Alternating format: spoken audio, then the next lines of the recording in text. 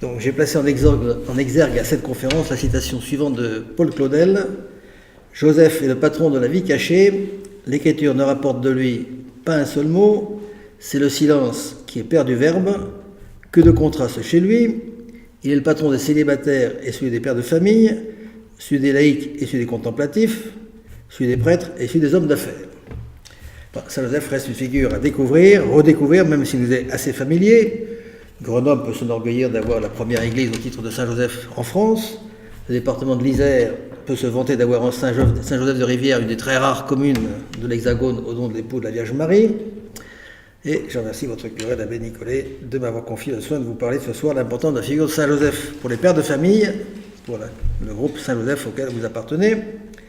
Je vais procéder en 3 temps, comme vous le voyez. Je rappellerai d'abord ce que nous savons de Saint Joseph. En second lieu, je parlerai de Saint Joseph et de la vie ordinaire. Et dans une 3e partie, de la sainteté de Saint Joseph. Le peu que nous savons du Saint Patriarche provient des évangiles, ce sera le premier point. Nous verrons ensuite son mariage avec Myriam de Nazareth, que c'est un vrai mariage, et nous terminerons par quelques mots sur la mission de Joseph. Saint Matthieu nous donne la généalogie de Joseph. Il lui assigne Nathan pour grand-père et Jacob pour père. Joseph est de la lignée de David, qu'il soit qualifié de la maison et la descendance de David est particulièrement important, car selon les Écritures, le Messie doit venir de la descendance de David et de Bethléem, le bourg d'où était David. Or, à la suite d'un édit de César Auguste ordonnant le recensement de tout l'univers, chacun doit aller se faire recenser dans sa ville d'origine. Donc, Joseph aussi monta de Galilée, de la ville de Nazareth en Judée, à la ville de David, qui s'appelle Bethléem, parce qu'il était de la maison et de la lignée de David. En prédisant à Marie qu'au fils qu'elle doit mettre au monde, le Seigneur Dieu lui donnera le trône de David son père, l'ange laisse entendre comme sens immédiat que Jésus descend de David par Marie. Le nom hébreu de Joseph veut dire « il ajoutera ». Saint Joseph Maria, fondateur de l'Obélisque, souligne que Dieu ajoute à la vie sainte de ceux qui accomplissent sa volonté des dimensions insoupçonnées. L'important, ce qui donne de la valeur à toute chose, le divin. À la vie humble et sainte de Joseph, Dieu ajoutera, si l'on peut dire, la vie de la Sainte Vierge et celle de Jésus notre Seigneur. Joseph était fiancé à Myriam de Nazareth. Cela convenait par rapport à Jésus, d'abord pour que les infidèles ne le rejettent pas comme un enfant illégitime. Si les Juifs et Hérode avaient persécuté un enfant né de l'adultère, ils n'auraient pas agi de façon irrépréhensible. Au second lieu, cela permet de dresser la généalogie du Christ en ligne masculine selon l'usage du temps. Ensuite, le nouveau-né se trouve protégé des attaques que le diable aurait lancées contre lui avec encore plus de violence. Moyennant quoi, comme le relève saint Ignace d'Antioche, Marie fut fiancée afin que son enfantement fût caché au diable. Voilà quelle fut l'origine de Jésus-Christ, dit saint Matthieu. Marie, la mère de Jésus, avait été accordée en mariage à Joseph. Or, avant qu'ils habitaient ensemble, elle fut enceinte par l'action de l'Esprit Saint. Joseph, son époux, qui était un homme juste, ne voulait pas la dénoncer publiquement. Il décida de la répudier en secret. Il avait formé ce projet lorsque l'ange du Seigneur lui apparut en songe et lui dit « Joseph, fils de David, ne crains pas de prendre chez toi Marie, ton épouse, car l'enfant qui est engendré en elle vient de l'Esprit Saint. Elle mettra au monde un fils auquel tu donneras le nom de Jésus, c'est-à-dire le Seigneur sauve, car c'est lui qui sauvera son peuple de ses péchés. » Tout cela arriva pour que s'accomplisse la parole du Seigneur prononcée par le prophète « Voici que la Vierge concevra et elle mettra au monde un fils, auquel on donnera le nom d'Emmanuel, ce qui se traduit « Dieu avec nous ». Quand Joseph se réveilla, il fit ce que l'ange du Seigneur lui avait prescrit, il prit chez lui son épouse, mais il n'eut pas de rapport avec elle, elle enfanta un fils auquel il donna le nom de Jésus. Telle est l'annonciation faite à Joseph. Voyant Marie enceinte sans ses œuvres, Joseph décide de la répudier secrètement. La loi de Moïse fixait les fiançailles 1 an avant le mariage, et elles avaient la même force légale que celui-ci. Le mariage proprement dit se traduisait entre autres par le fait de conduire solennellement l'épouse chez son époux. Une fois les fiançailles célébrées, la rupture exigeait un certificat de répudiation. Saint Joseph a-t-il réellement douté de Marie quand il a constaté qu'elle attendait un enfant qui n'était pas de lui? Matthieu ne fait pas état de ce doute. L'origine de cette interrogation, en fait, se trouve dans les écrits apocryphes, des écrits qui ne sont pas authentiques, et qui parlent d'un véritable doute de Joseph. En ces jours-là, parut un édit de l'empereur Auguste, ordonnant de recenser toute la terre. Chacun donc, on l'a dit, allait se faire s'inscrire dans sa ville d'origine. Joseph donc quitta la ville de Nazareth en Galilée pour monter en Judée, à la ville de David appelée Bethléem, car elle était de la maison de la descendance de David. Il veut se faire inscrire avec Marie, son épouse, qui était enceinte. Or, pendant qu'ils étaient là, arrivaient les jours où elle devait enfanter. Et elle mit au monde son fils premier-né. et leur mit à l'hôtel et le coucha dans une mangeoire, car il n'y avait pas de place pour eux dans la salle commune. L'hôtellerie de la ville était pleine, sans doute un caravansérail qui ne permettait guère l'intimité souhaitée, et Joseph et Marie, on le sait, aboutissent dans une grotte, probablement une étable, et c'est dans ce lieu bien misérable, dépourvu de toutes les commodités d'un palais, que naît le roi du monde dans la plus grande discrétion, sans nul apparat. Dans les environs se trouvaient des bergers qui passaient la nuit dans les champs pour garder leurs troupeaux. L'ange du Seigneur s'approcha et la gloire du Seigneur les enveloppa de sa lumière. Et donc il leur annonce que la naissance à Bethléem, ils se disent entre eux, allons jusqu'à Bethléem pour voir ce qui est arrivé et que le Seigneur nous a fait connaître. Ils se hâtèrent d'y aller et ils découvrirent Marie et Joseph avec le nouveau-né couché dans une mangeoire. Il est frappant de constater que la nativité du Seigneur tant attendue n'est révélée qu'à des personnages de condition modeste et non au grand de ce monde, pas même au prince des prêtres, au docteur de la loi. Jésus proclamera un jour sous l'action de l'Esprit Saint « Je te bénis, ô Père, Seigneur du ciel et de la terre, de ce que tu as caché ces choses aux sages et aux prudents, et les as révélées aux petits enfants. » Quand fut arrivé le 8e jour, celui de la circoncision, l'enfant reçut le nom de Jésus, celui que l'ange lui avait donné avant sa conception. Ce rite avait été institué comme signe de l'ancienne alliance passée par le Seigneur avec son peuple, donc la marque de l'appartenance au peuple élu. Bien que fils de Dieu, en tant qu'homme, Jésus devait être racheté conformément aux prescriptions du livre des Nombres, et Marie, tout en étant mère sans souillure, devait être purifiée selon les prescriptions du Lévitique. D'après la tradition juive, le père de famille accomplissait lui-même la cérémonie. Joseph a donc dû réaliser le rite en présence de Marie en tenant l'enfant dans ses bras. Or, il y avait à Jérusalem un homme appelé Siméon, c'était un homme juste et pieux qui attendait la consolation d'Israël, et l'Esprit Saint était en lui. L'Esprit lui avait révélé qu'il ne verrait pas la mort avant d'avoir vu le Messie du Seigneur. Poussé par l'Esprit Saint, Siméon va au temple, les parents y entraient, à ce moment-là, avec l'enfant Jésus pour accomplir les rites de la loi qui le concernaient. Siméon prit l'enfant dans ses bras et il mit des dieux. Joseph est bien présenté comme étant le père de Jésus. À leur retour du temple, l'enfant grandissait et se fortifiait tout rempli de sagesse, et la grâce de Dieu était sur lui. Jésus était né à Bethléem de Judée au temps d'Hérode le Grand. Or, voici que des mages venus d'Orient arrivaient à Jérusalem et demandèrent « Où est le roi des Juifs qui vient de naître ?» Nous avons vu se lever son étoile et nous sommes venus nous prosterner devant lui. Alors, Joseph n'est pas mentionné dans cet épisode, donc on n'épilogue pas. Après le départ des mages, l'ange du Seigneur apparaît en songe à Joseph et lui dit « Lève-toi, prends l'enfant et sa mère et file en Égypte. Reste là-bas jusqu'à ce que je t'avertisse, car Hérode va rechercher l'enfant pour le faire périr. » Joseph se leva dans la nuit et prit l'enfant avec sa mère et se retira en Égypte. Et l'Égypte évoque les pérégrinations des patriarches. Abraham s'y est rendu, ainsi que Jacob qui lui s'y est installé. Mais ce pays est surtout la terre où le peuple élu a été réduit en esclavage et où Dieu, par le truchement de Moïse, l'a fait sortir pour le fixer dans la terre promise, le passage de la mer Rouge étant le symbole de la libération du péché par les eaux baptismales. Joseph resta en Égypte jusqu'à la mort d'Hérode. Ainsi s'accomplit ce que le Seigneur avait dit par le prophète « D'Égypte, j'ai appelé mon fils ».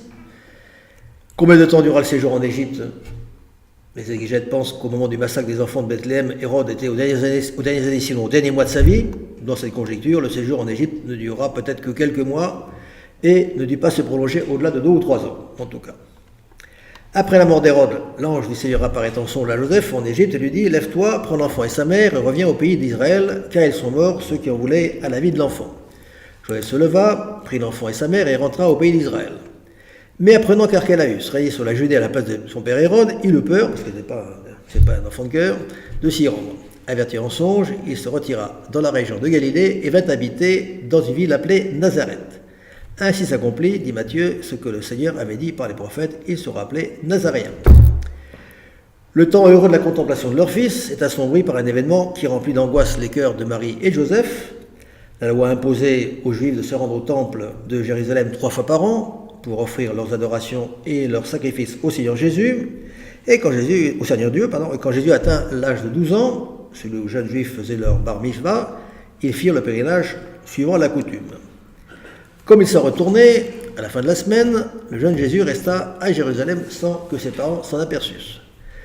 Pensant qu'il était avec leur compagnon de route, il fit une journée de chemin avant de le chercher parmi leurs parents et connaissances. Vous savez, les enfants pouvaient faire la route soit avec leur père, soit avec leur mère, qui voyageaient dans 2 caravanes séparées.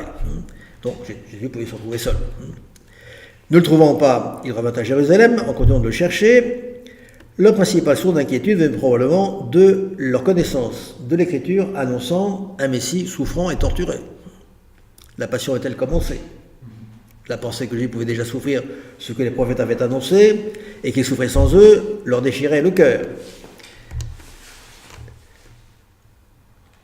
Ou bien, comme cela s'était produit pour certains prophètes, Jésus avait été enlevé par l'Esprit de façon mystérieuse sans que l'on sût où on l'avait déposé, ni quand il réapparaîtrait. C'est au bout de 3 jours qu'ils le trouvèrent dans le temple, assis au milieu des docteurs de la loi. Il les écoutait et leur posait des questions, et tous ceux qui l'entendaient s'extasiaient sur son intelligence et sur ses réponses. En le voyant, ses parents furent stupéfaits, et sa mère lui dit « Mon enfant, pourquoi n'as-tu fait cela? Vois comment nous avons souffert en te cherchant, ton père et moi. » Il leur dit « Comment se fait-il que vous m'ayez cherché? Ne le saviez-vous pas? C'est chez mon père que je dois être. » Ils ne sont pourtant pas y avoir pensé. Marie et Joseph, témoins de cette scène, partagent l'étonnement des docteurs, non parce qu'ils ignorent d'où l'enfant tirait une telle sagesse, mais parce que c'était la première fois qu'ils la manifestaient en public. Marie et Joseph ne comprenaient pas ce qu'il leur disait, ajoute saint Luc. La Sainte Famille reprend alors le chemin de Nazareth, où Jésus vivra en obéissant à ses parents. Quant à sa mère, elle conservait tous ses souvenirs dans son cœur. De Joseph, il ne sera plus question. Montrons maintenant la réalité du mariage de Joseph et de Marie. Joseph est l'époux de Marie, de laquelle est né Jésus, qu'on appelle Christ, dit saint Matthieu. L'ange Gabriel est envoyé à une jeune fille, une vierge, accordée en mariage à un homme de la maison de David appelé Joseph, dit saint Luc.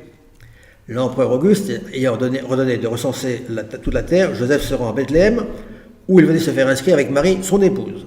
Ce texte montre que Marie est reconnue comme l'épouse de Joseph, même s'il ne vit pas encore sous le même toit, au moment de l'ambassade de l'archange Saint Gabriel. Et cela se déduit clairement de la question formulée tout juste après cette communication. Comment cela se fera-t-il, puisque je ne connais pas d'homme, ce qui revient à dire puisque je suis vierge. Nombre d'auteurs pensent que Marie et Joseph avaient tous deux fait un vœu de virginité. Bon, un vœu formel n'est cependant pas nécessaire. Ils avaient tout au moins pris une résolution de garder la virginité. À la réponse de Myriam de Nazareth à l'envoyé céleste, comment cela se fera-t-il? Car je ne connais pas d'homme, saint Augustin apporte le commentaire suivant. Reconnaissez sa résolution de garder la virginité. S'il avait dû lier des rapports avec un homme, comment aurait-elle dit comment cela se fera-t-il? Mais elle avait le souvenir de sa résolution, la conscience de son vœu sacré, car elle savait ce qu'elle avait promis à Dieu lorsqu'elle disait comment cela se fera-t-il, car je ne connais point d'homme. Sachant donc que les hommes ne naissent que par suite des relations entre les époux, comme elle avait résolu de n'avoir pas de ces relations, lorsqu'elle dit comment cela se fera-t-il, elle n'exprime pas un doute sur la toute-puissance de Dieu, elle demandait comment elle deviendrait mère. Comment cela se fera-t-il? Quels moyens est-il à employer pour y parvenir? Vous annoncez un fils, vous connaissez les dispositions de mon âme, dites-moi la manière dont ce fils me viendra. Et à la suite de saint Augustin, on s'accorde à reconnaître dans cette union un véritable mariage, même sans union charnelle, et même si la connaissance de Jésus-Christ est due à l'intervention de l'Esprit Saint, comme cela lui est révélé dans son sommeil. Joseph, fils de David, ne crains pas de prendre chez toi Marie, ton épouse, l'enfant qui est engendré en elle vient de l'Esprit Saint. Et l'ange avait déclaré à Marie, l'Esprit Saint viendra sur toi, et la puissance du Très-Haut te prendra sous son ombre, c'est pourquoi celui qui naîtra sera saint, et il sera appelé Fils de Dieu. Si l'ange lui parle si affectueusement dans un songe, c'est pour approuver la justice de son silence, disait saint Jérôme. Et les pères affirment la pleine chasteté de Joseph, et jugent blasphématoire l'opinion contraire. Le type de mariage, dira saint Jean-Paul II, vers lequel l'Esprit Saint oriente Marie et Joseph, n'est compréhensible que dans le cadre du plan salvifique et dans celui d'une haute spiritualité. La réalisation concrète du mystère de l'incarnation exigeait une naissance virginale qui soulignait la filiation divine et en même temps une famille qui puisse assurer le développement normal de la personnalité de l'enfant. C'est précisément en vue de leur contribution au mystère de l'incarnation du Verbe que Joseph et Marie ont reçu la grâce de vivre ensemble le charisme de la virginité et le don du mariage. La communion d'amour virginale de Marie et de Joseph, bien que constituant un cas tout à fait particulier, lié à la réalisation concrète du mystère de l'incarnation, a toutefois été un véritable mariage. Et venons-en à la paternité de Joseph à l'égard de Jésus. Marie mettra au monde un fils auquel tu donneras le nom Jésus, dit l'ange en songe à Joseph. Donner le nom était la prérogative du Père. Marie qualifie Joseph de père de Jésus, et l'évangéliste Saint Luc parle des parents de Jésus, la conception virginale du Christ en Marie exclut de la part de Joseph une paternité véritable, naturelle. Ça découle clairement des évangiles de l'enfance. Et Luc prend bien soin de préciser dans sa généalogie de Jésus que Jésus avait environ 30 ans lors de ses débuts et il était, à ce que l'on croyait, fils de Joseph, laissant entendre qu'il n'était pas vraiment. Cependant, il faut reconnaître chez Joseph une paternité réelle et non fictive, fondée sur son mariage avec Marie. Lorsque l'ange le charge de donner au fils qui naîtra de Marie le nom de Jésus, il confirme bien la mission et les droits de cette paternité que Jésus a constamment respectée. Les habitants de Nazareth se demanderont, en le voyant prêcher avec assurance dans leur synagogue, n'est-il pas là, n'est-ce pas là, le fils de Joseph? Philippe le présente comme tel à Nathanaël. Celui dont Moïse a parlé dans la loi, ainsi que les prophètes, nous l'avons trouvé. C'est Jésus, le fils de Joseph de Nazareth. Les Juifs murmureront contre lui quand il s'est présenté à eux comme le pain descendu du ciel, disant, n'est-ce pas là, lui, Jésus, le fils de Joseph, dont nous connaissons le père et la mère? Comment peut-il dire maintenant, je suis descendu du ciel? Pour saint Augustin, non seulement Joseph devait être père, mais il le devait absolument. Pour saint Jérôme, les évangélistes donnent à Joseph le nom de père et Marie aussi, ce qui ne veut pas dire que Joseph fut vraiment le père du Sauveur, mais qu'il fut considéré par tous comme son père, afin de préserver la réputation de Marie. Joseph est qualifié de père adoptif, ce titre est un contresens, car une créature ne peut pas adopter le Créateur, la notion consistant à accueillir un étranger dans sa famille. De père légal, c'est sans doute vrai, mais son sens est trop juridique. La paternité du mari envers les enfants de son épouse, la paternité adoptive, c'est un tuteur, sont aussi légales. De père nourricier, mais Joseph n'est pas limité à nourrir Jésus, à prendre soin de lui. Il avait pour lui un corps de père, l'aimant beaucoup plus que tous les autres pères n'ont pu aimer leurs enfants. Ce titre est doublement équivoque. Il peut laisser entendre que Joseph se borne à assurer la subsistance et la garde de l'enfant. D'autre part, le père nourricier est au sens strict le mari de la femme chez qui un enfant a été mis en nourrice. L'enfant d'un autre, par conséquent. De père putatif, titre purement négatif donné à saint Joseph à partir de Luc 3, 23, il était à ce qu'on pensait fils de Joseph, qui se limite à exclure les rapports d'une paternité naturelle. Bon, il est employé pour montrer que la famille humaine du Sauveur ne peut pas être un simple paravent destiné à masquer le mystère de l'incarnation aux yeux du diable et de la société. Et quelle était au juste la mission de Joseph? Joseph est prédestiné de toute éternité à la dignité d'époux de Marie et de père nourricier de Jésus. La prédestination, c'est le dessein éternel de Dieu par lequel il a prévu que certains hommes parviendraient au bonheur éternel, les élus. Elle comporte non seulement la gloire céleste à venir, mais aussi toutes les grâces accordées au long de la vie pour y parvenir effectivement. La Congrégation pour le culte divin écrit que dans sa sagesse providentielle, Dieu réalisa son plan de salut en assignant à Joseph de Nazareth, homme juste, époux de la Vierge Marie, une mission particulièrement importante. D'une part, introduire légalement Jésus dans la lignée de David, de laquelle, selon la promesse des Écritures, devait être le Messie Sauveur, et d'autre part, assurer la fonction de père et de gardien de l'enfant, à l'égard de l'enfant. En vertu de cette mission, saint Joseph est présent dans les mystères de l'enfant du Sauveur. Et pas après, parce qu'après, il n'a plus besoin d'être là. La mission est accomplie, achevée. La mission de Joseph s'exerce d'abord à l'égard de la virginité de Marie, qu'il est appelé à préserver en contractant avec elle un mariage véritable, comme on l'a dit. Elle porte ensuite sur l'enfant Jésus, envers qui il exerce une vice-paternité selon la préface propre de saint Joseph. On parle de vice-paternité. Elle a trait en troisième lieu au mystère de l'incarnation qui va être révélé à Joseph pour qu'il puisse protéger la virginité de son épouse et assurer l'éducation du Fils de Dieu. Pour saint Hilaire de Poitiers, Joseph est le type des apôtres qui apportent le Christ aux gentils, et pour saint Ambroise, la figure des pasteurs de l'Église, de l'évêque notamment. Les pères de l'Église vont jusqu'à établir une analogie entre l'artisan terrestre, père de Jésus au Dieu des hommes, et l'artisan céleste, le père du Verbe. De ces dignités particulières, dira pape Léon XIII, découlaient d'elles-mêmes les charges que la nature impose aux pères de famille. Ainsi, Joseph était le gardien, l'administrateur et le défenseur légitime et naturel de la maison divine dont il était le chef. Il exerça de fait ses charges et ses fonctions pendant tout le cours de sa vie mortelle. Il s'appliqua à protéger avec un souverain amour et une sollicitude quotidienne son épouse et les divins enfants. Il gagna régulièrement par son travail ce qui était nécessaire à l'un et à l'autre pour la nourriture et le vêtement. Il préserva de la mort l'enfant menacé par la jalousie d'un roi, en lui procurant un refuge. Dans les incommodités des voyages et les amertumes de l'exil, il fut constamment le compagnon, l'aide et le soutien de la Vierge et de Jésus. Et ceci principalement pendant la vie ordinaire, objet de notre deuxième partie. Nous abordons cet aspect sous 3 angles, d'abord celui de la vie de la Sainte Famille, puis celui des vertus domestiques, et enfin celui de la sanctification du travail. La Sainte Famille est bien évidemment la famille constituée par Jésus, Marie, Joseph, parfois qualifiée de Trinité de la Terre.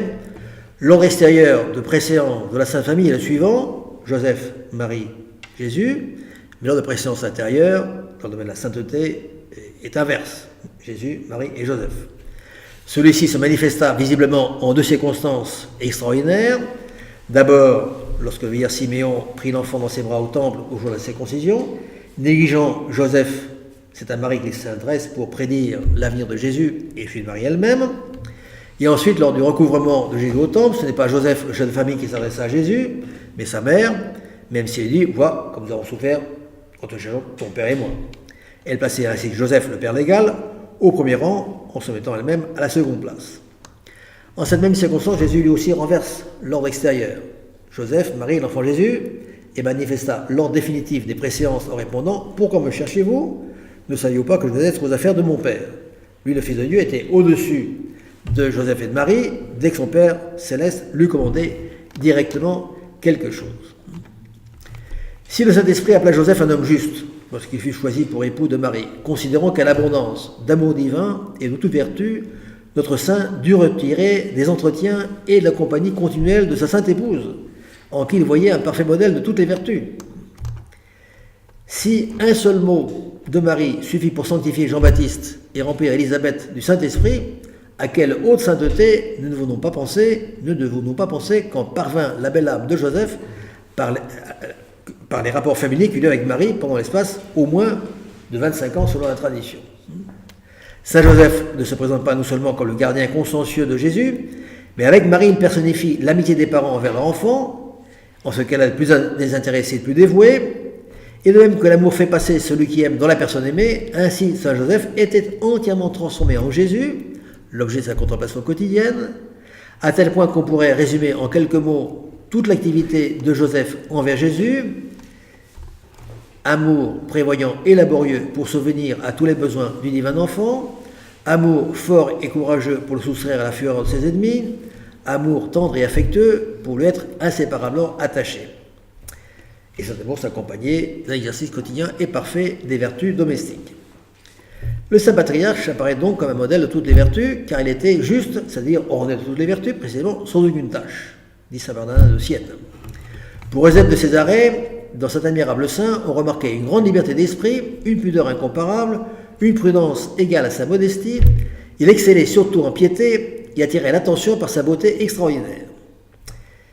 Hubertin de Casal dit que Saint Joseph est de tous les hommes le plus pur dans sa virginité, le plus profond dans l'humilité, le plus ardent dans l'amour de Dieu et dans la charité, le plus élevé dans la contemplation, le plus attentif dans le service de la Vierge son épouse.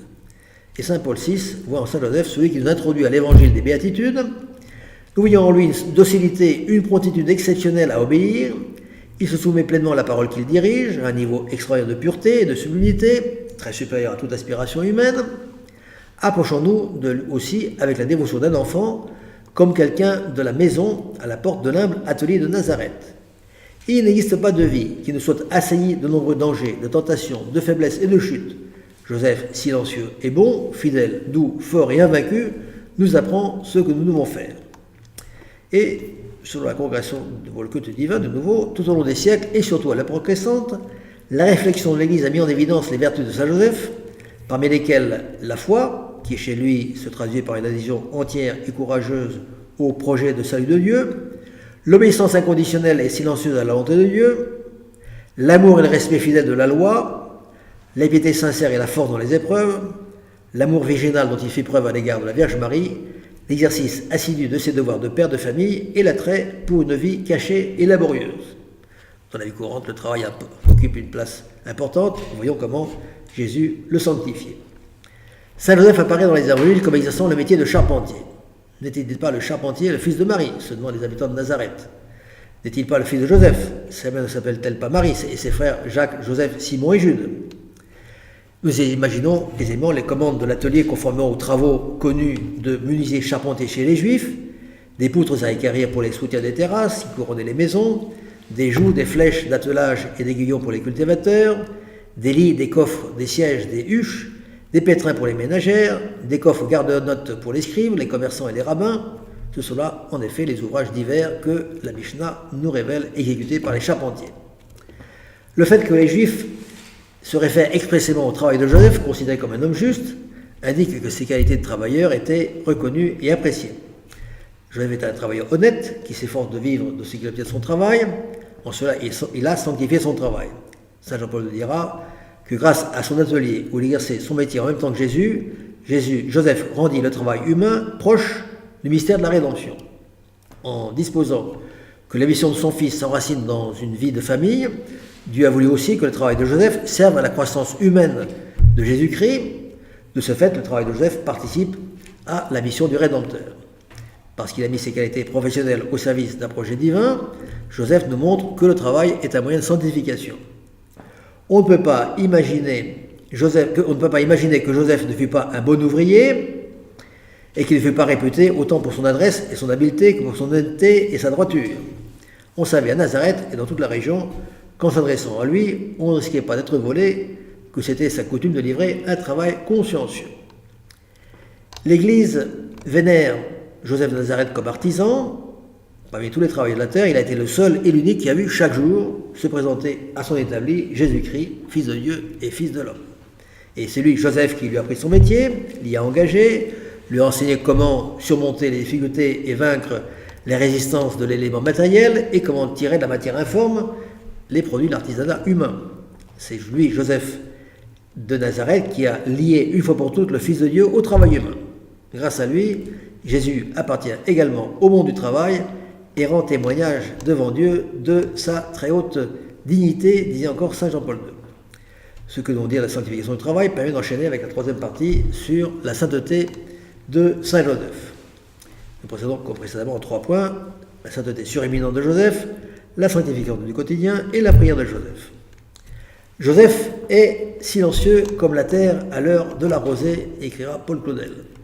Pour le pape Pie XI, entre les deux grands personnages, fait allusion à Saint Jean-Baptiste et à l'apôtre Paul, voici qu'apparaissent la personne et la mission de Saint Joseph, qui cependant passe en silence, comme inaperçu et méconnu, dans l'humilité et le silence, un silence qui ne devait s'illuminer que des siècles plus tard.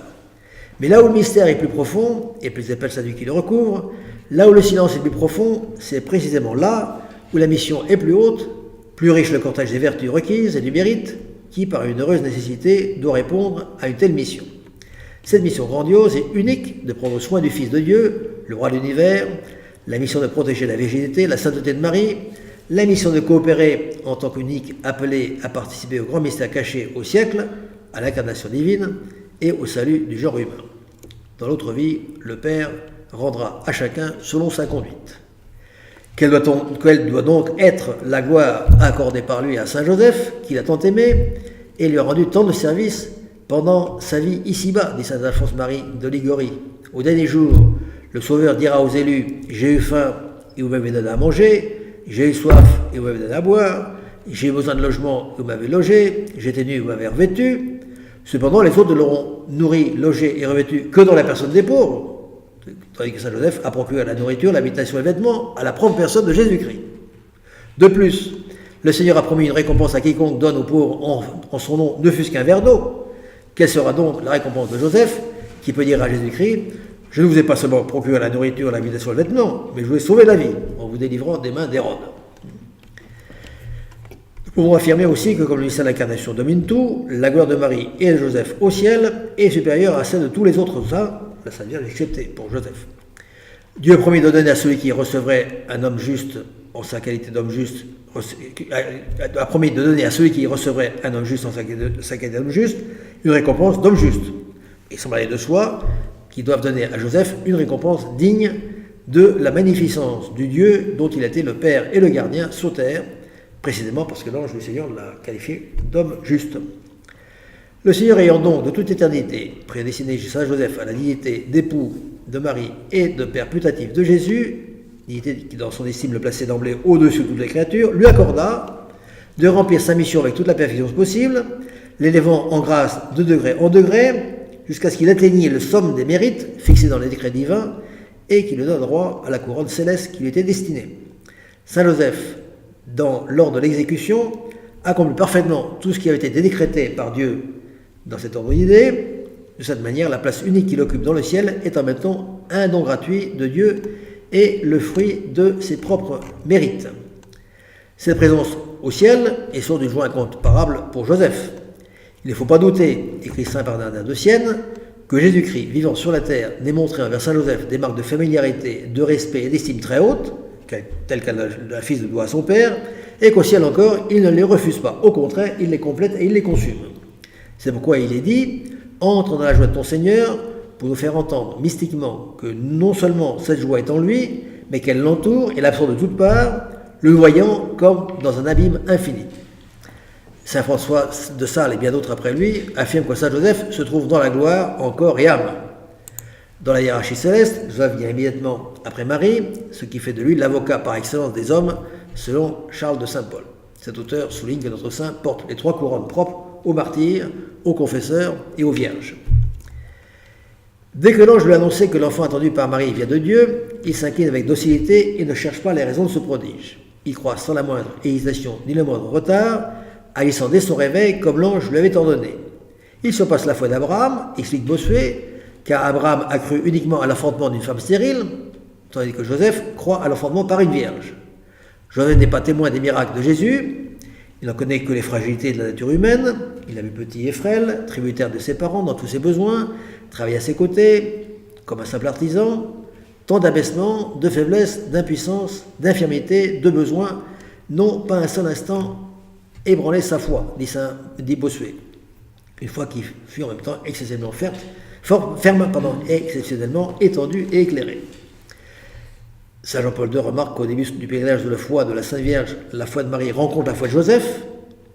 Si Élisabeth dit de la mère du Rédempteur « Bienheureuse celle qui a cru », on peut en un sens attribuer aussi cette béatitude à Joseph, car il a répondu affirmativement à la parole de Dieu quand elle a été transmise en ce moment décisif. Joseph, il est vrai, n'a pas répondu à l'annonce de l'ange comme Marie, mais il fit ce que l'ange du Seigneur avait prescrit. Il prit chez lui son épouse. Ce qu'il fit est pure obéissance de la foi.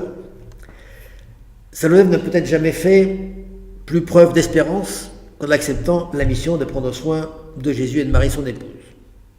Elle est le principe de la confiance, de la sérénité dont il a fait preuve à tout moment, notamment quand l'ange lui demande de prendre l'enfant et sa mère et de fuir en Égypte, dans un pays méconnu d'eux où ils sont inconnus. Il agit avec cette promptitude et cette simplicité parce qu'il a l'assurance que Dieu veillera sur lui et sur le dépôt doublement précieux qui lui est confié. Joseph aimait d'abord Dieu de tout son cœur, tout son esprit, toutes ses forces, puis il aimait son âme, sans cesse désireux de la rendre toujours plus semblable à son divin auteur. En troisième lieu, son prochain, aimé comme lui-même, enfin son propre corps, qu'il regardait comme l'instrument des bonnes œuvres qu'il accomplissait. Pour ce qui regarde l'amour de Dieu et du prochain, en Saint Joseph, il faut remarquer combien cet amour croissait en lui en intensité, du fait que ces deux amours par rapport à Jésus se concentraient en une même personne, Jésus étant Dieu et homme tout ensemble. Ainsi donc, en aimant Jésus, il aimait d'un seul acte, comme Marie elle-même, son Créateur, son Fils et son Sauveur. Ces 3 amours se réunissant pour ne former qu'un seul faisceau d'une chaleur et d'une splendeur incomparables. Son amour de Marie et de Jésus ne pouvait faire obstacle à l'amour de Dieu. En effet, l'amour naturel et l'amour divin, l'amour de son Fils et l'amour de Dieu n'ont qu'un même objet. En lui, la nature et la grâce, bien loin de partager ses affections, les réunissent au contraire et les enflamment davantage. En lui, l'empressement est une ferveur de piété.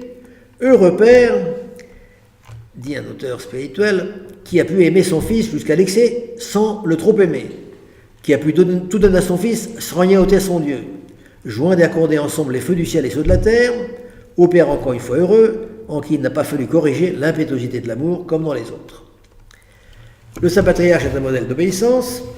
Réveillé de son sommeil, Joseph fit ce que l'ange du Seigneur l'avait dit, il prit son épouse, mais cette obéissance est ordonnée.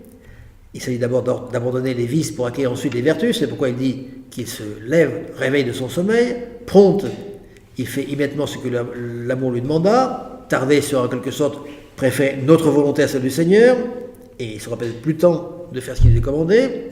Parfaite, il fait les choses que l'ange lui demandait, et la façon dont il lui indiquait. Prudente, il obéit à celui à qui il devait obéir, à l'ange.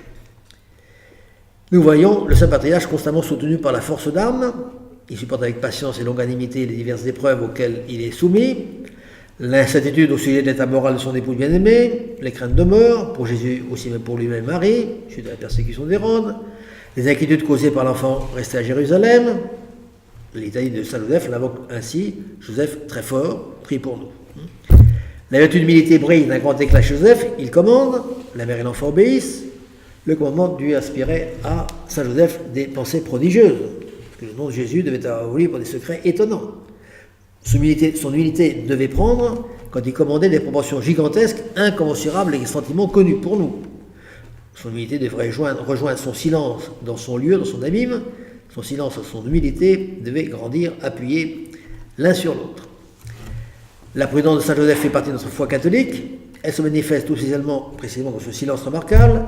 Si l'Évangile ne nous rapporte aucune parole de Joseph, c'est pour nous apprendre que si nous voulons pratiquer la vertu de prudence, nous devons commencer par nous exercer au silence.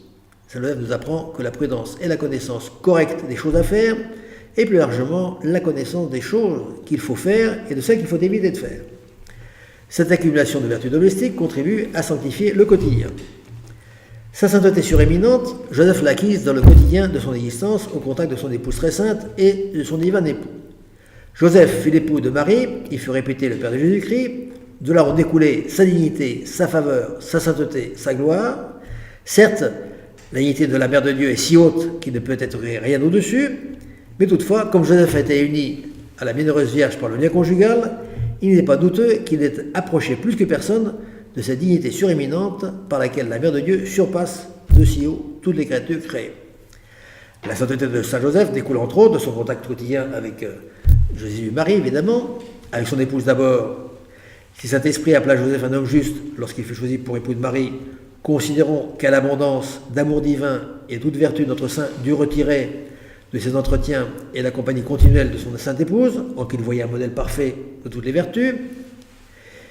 Et arrêtons-nous un instant à envisager la vie ordinaire à Nazareth, si décisive pour notre saint. Le retour à Nazareth après la période égyptienne n'était pas exempt de difficultés d'adaptation.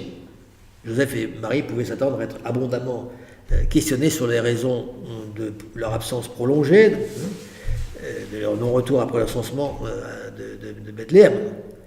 Pour nous, les questions des gens de Nazareth mettent dans une plus vive lumière encore l'importance du voyage à Bethléem et la fuite en Égypte dans le plan général de la vie de Jésus. Leur absence de Nazareth avait creusé davantage le fossé qui séparait Marie et Joseph de leur parenté épieuse. De cette manière, le mystère sur lequel ils étaient les seuls enseignés demeurait caché. Il avait été révélé qu'aux bergers, hommage à Simeon et Anne dans le temple, personnage que le ciel avait choisi selon la loi de la grâce et non selon la loi de la parenté. Il est vrai de dire que Jésus grandissait à Nazareth dans l'obscurité, bien que Joseph et Marie y étaient connus de tous dès le temps qui précéda sa naissance miraculeuse. Alors avec leur arrivée à Nazareth commence pour la Sainte Famille une vie ordinaire, souvent qualifiée de vie cachée, car elle n'attire en rien l'attention sur elle. Elle se déroule dans la normalité de toute existence, faite de travail, de vie de famille, d'amitié, de loisirs et de prière. Au contact de Jésus et de Marie, Joseph sanctifie la vie ordinaire et le travail dans son foyer. Dans le climat de vérité, de simplicité et d'intimité régnant, rien ne vient distraire Joseph et Marie de leur unique et commune préoccupation, Jésus et l'accomplissement de sa mission sublime. Saint Bernard en tire une leçon. De même que les bergers ne trouvèrent pas l'enfant seul, mais avec Marie et Joseph, il faut qu'il y ait en nous toujours Marie, Joseph et l'enfant dans la crèche. C'est-à-dire l'humilité de l'enfant, la pureté de la Vierge et la justice de Joseph. Pour Bossuet, Jésus a eu cet honneur d'être tous les jours avec Jésus-Christ, qu'il a eu avec Marie par la plus grande des grâces. Néanmoins, Joseph a été caché, sa vie, ses actions et ses vertus étaient inconnues.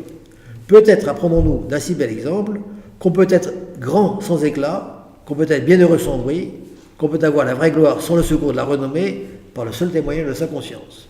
Pour entendre solidement la grandeur et la dignité de la vie cachée de Joseph, remontons jusqu'au principe et admirons avant toute chose la variété infinie des conseils de la Providence dans les vocations différentes.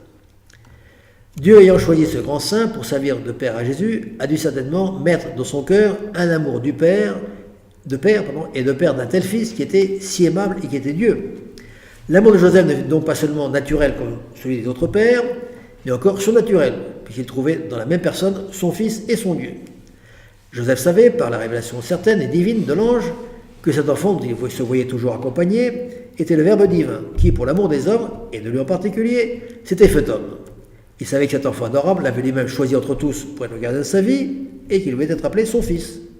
Figurons-nous quel incendie d'amour toutes ces considérations devaient allumer dans le cœur de Joseph, lorsqu'il voyait son divin fils le servir comme un simple ouvrier, tantôt ouvrir ou fermer la boutique, tantôt aider à scier le bois, manier le rabot ou la hache, tantôt ramasser les copeaux et balayer la maison, en un mot, l'obéir en tout ce qu'il ordonnait et ne rien faire sans dépendre de son autorité, dit saint Alphonse-Marie de Liguori. Donc, je vous un petit peu, il s'agit en définitive de la sanctification de la vie ordinaire que chacun doit s'efforcer d'atteindre en fonction de son état et qui peut être proposé selon un modèle accessible à tous. Saint Joseph est le modèle des humbles, que le christianisme élève vers de grands distincts.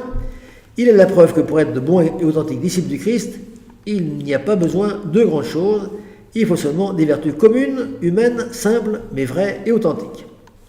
Saint José Maria qualifie Saint Joseph de maître de la vie intérieure.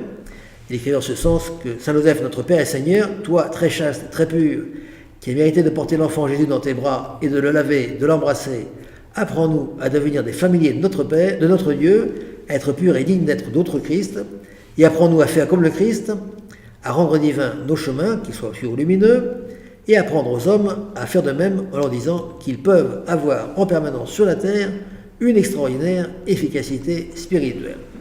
Et cela conduit tout droit à notre dernier point, la prière de Joseph.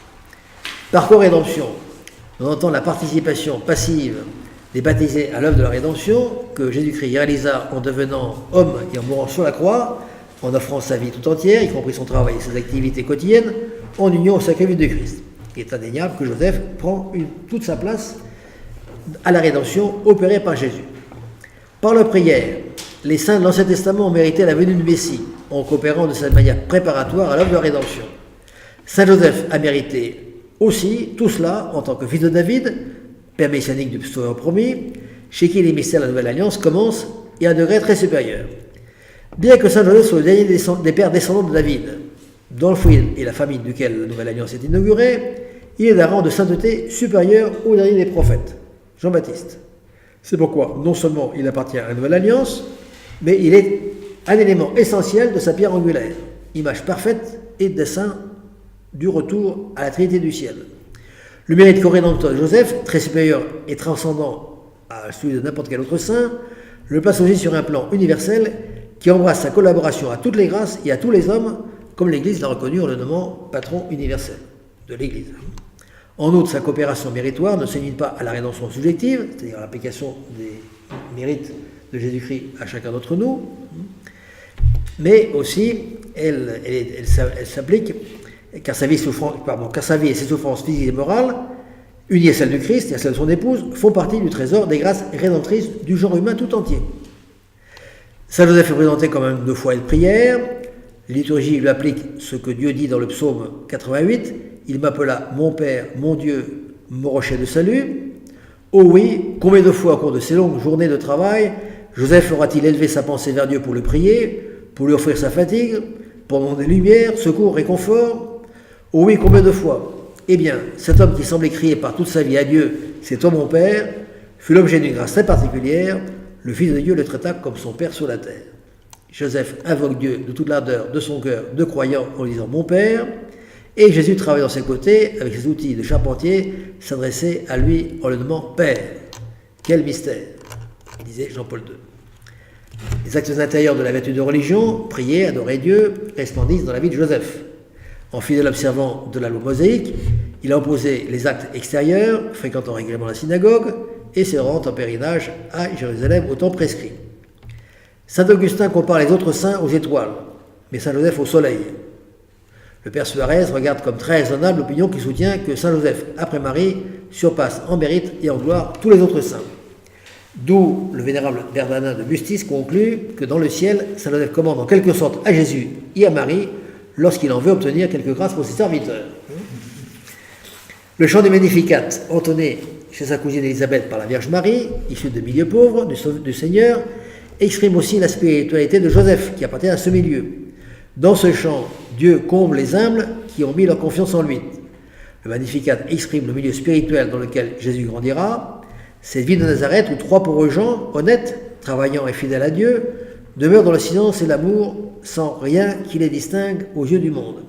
Joseph et Marie ont rendu présentes les conditions pour que puisse croître l'homme des béatitudes. Un jour, celui-ci les exprimera dans toute leur force, mais il n'y a pas d'exagération à penser que c'est dans ce milieu de croissance que Jésus peut commencer à les vivre, à les voir vivre et à les apprendre. Le Magnificat conduit aux béatitudes. En elle est portée à son accomplissement la spiritualité des pauvres du Seigneur. Pourquoi ce saint mérite-t-il d'être tellement honoré? Tout simplement parce qu'il voulut être beaucoup humilié. Et ainsi s'est accompli en lui cette parole de Christ, celui qui s'abaisse sera élevé, et ce cantique de Marie, mère de Jésus, il a jeté les puissances à bas des trônes et il a élevé les faibles.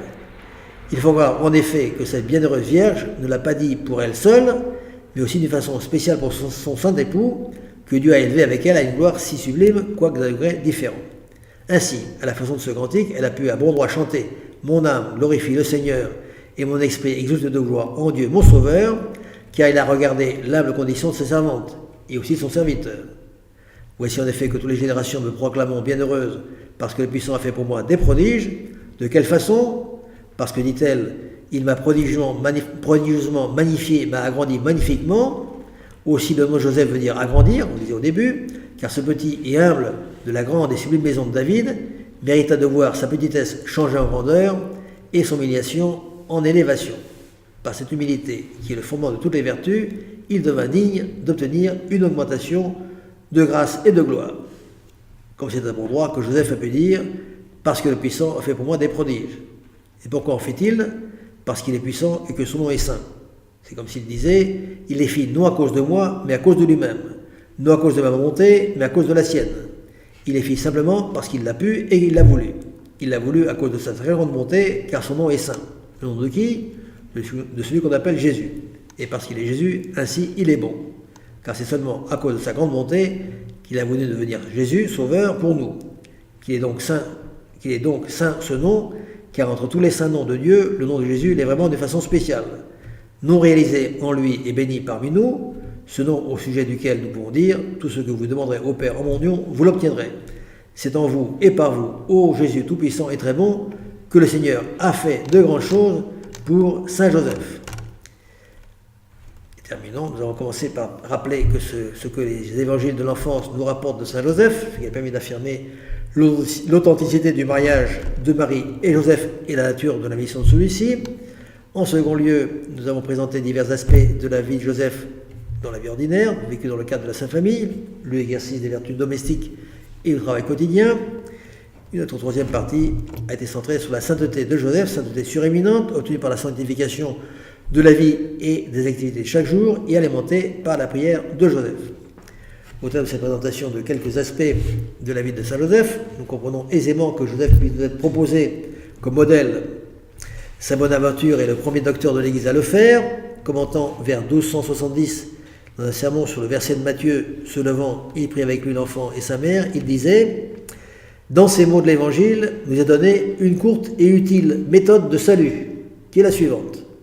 Que celui qui veut se sauver assume en soi, avec dévotion, et reçoive le Christ nouveau-né et sa mère, pour les imiter et vénérer. Ainsi parviendra-t-il à la terre d'Israël, savoir à la vision éclatante et éternelle de Dieu. Le Christ doit être assumé par tous avec piété et accueilli de chacun pour être vénéré, à l'exemple du bienheureux Joseph, qui l'a assumé de la sorte. De même, la mère de l'enfant Dieu doit être assumée en soi pour la vénérer et la voir devant soi à l'exemple du bienheureux Joseph, car elle est l'exemplaire achevé de l'humanité évangélique, le modèle de la piété de l'Église, la dévotion chrétienne entière et de l'amour parfait de ces deux objets, Dieu et le prochain. Bonaventure ajoute que le Christ enfant doit être assumé par tous, avec piété et accueilli de chacun pour être vénéré, à l'exemple du bienheureux Joseph qu'il a assumé et reçu de la sorte. Je vous remercie. Voilà. C'est un peu dense. C'est un peu